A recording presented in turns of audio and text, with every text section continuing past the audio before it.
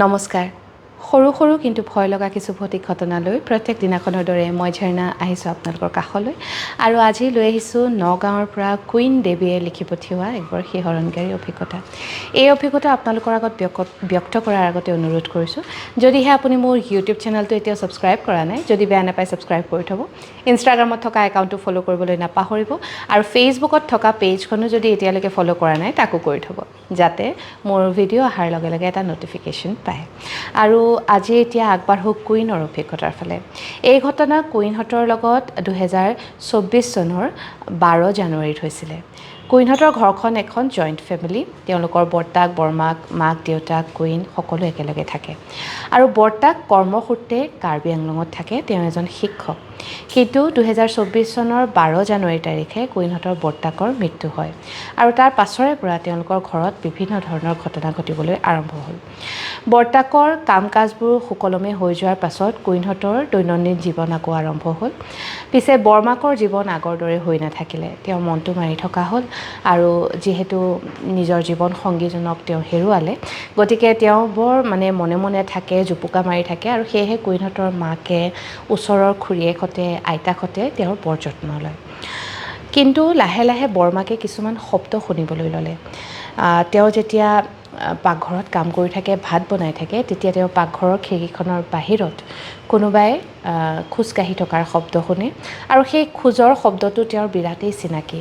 সেই শব্দটো বেলেগ কাৰো নহয়, কুইনৰ বৰ্তাকৰ বৰমাকৰ হাজবেণ্ডৰেই শব্দ। তেওঁ বহুবাৰ এই কথাটো কুইনৰ দেউতাকক, মাকক কৈছিলে। পিছে মাক দেউতাকে তেতিয়া ভাবিলে যে হয়তো চাগে মানুহগৰাকীয়ে বৰ বেছি অকলশৰীয়া অনুভৱ কৰি আছে কাৰণে বৰ্তাৰ উপস্থিতি অনুভৱ কৰে।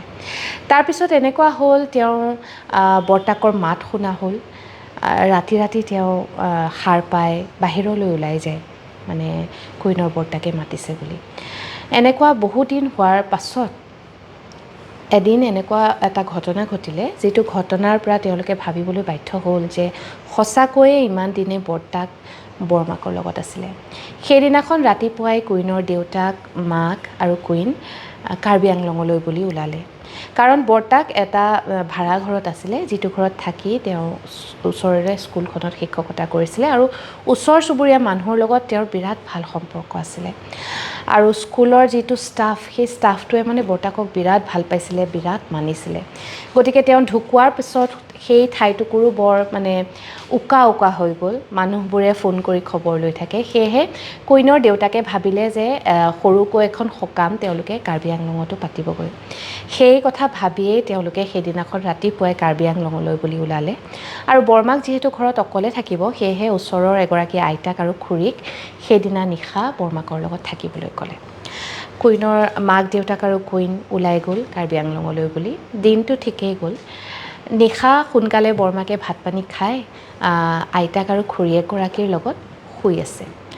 কাষৰ ৰুমটোত তেতিয়া শুনিছে তেওঁ কিছুমান শব্দ, যেন কোনোবাই খোজকাঢ়ি আছে আৰু বৰ্তাকৰ এখন আৰামী চকী আছিলে, সেই চকীখনত যেন কোনোবা বহিছে।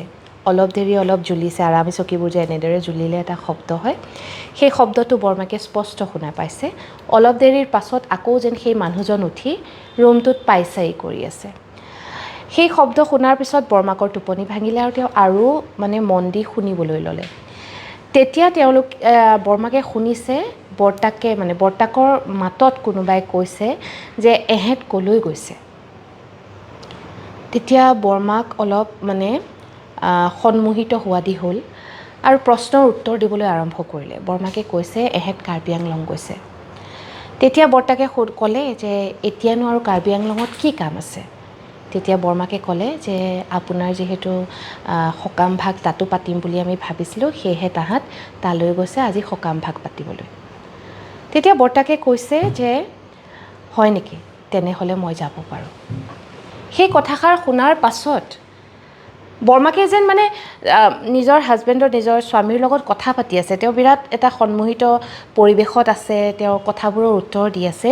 কিন্তু তেনেহ'লে মই এতিয়া যাব পাৰোঁ বুলি কোৱাৰ পিছত বৰমাকে আকৌ সুধিলে ক'লৈ যায় আপুনি। তাৰপিছত আৰু তেওঁ একো মাত নুশুনিলে।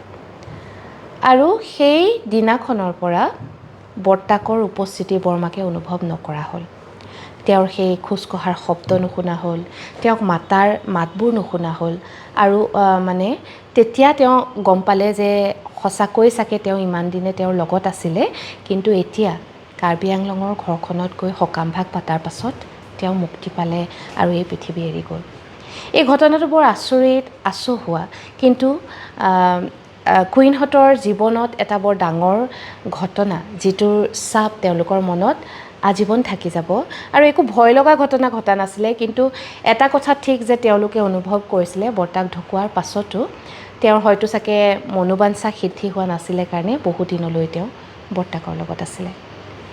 শুনি কেনেকুৱা পালে এই অভিজ্ঞতা জনাবৰ কাৰণে ভিডিঅ'টোৰ তলত কমেণ্ট কৰিবলৈ নাপাহৰিব। আপোনাৰো যদি কিবা ঘটনা আছে যিটো মোৰ লগত শ্বেয়াৰ কৰিব বিচাৰে, তেনেহ'লে আপুনি মোৰ মেছেঞ্জাৰত গৈ এটা মেছেজ কৰিব। এতিয়া পঢ়ি আছোঁ 2024 চনৰ এপ্ৰিল মাহৰ ঘটনাবোৰ, গতিকে আপোনাৰ অভিজ্ঞতা পঢ়োঁতে অলপ সময় লাগিব, পিছে নপঢ়াকৈ নাথাকোঁ, কথা দিলোঁ। আজিৰ এই অভিজ্ঞতা ইয়াতেই সামৰিছোঁ, লগতে এই সপ্তাহটো ইয়াতে সামৰিছোঁ।